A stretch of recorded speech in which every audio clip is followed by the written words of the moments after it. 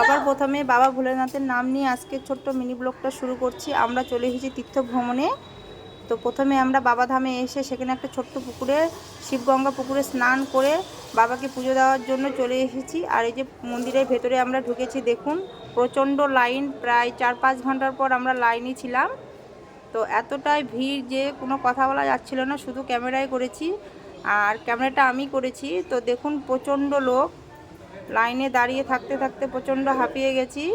আর পেছনে এগুলো সব আমাদের লোক দেখুন।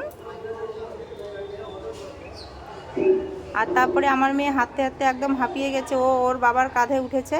তারপরে চলে গেছে একদম মেন গেটে বাবা ভোলেনাথকে দর্শন করার জন্য। বাবা ভোলেনাথকে দর্শন করে তারপরে বাইরে বেরিয়ে এই যে দেখুন বাইরের পরিবেশটা, এটা হলো শিব পার্বতী মন্দির, আর তার পাশে হলো এটা হলো বাবা ভোলেনাথের মন্দির। এখানে দর্শন করে আমরা বাইরে বেরিয়ে পড়েছি।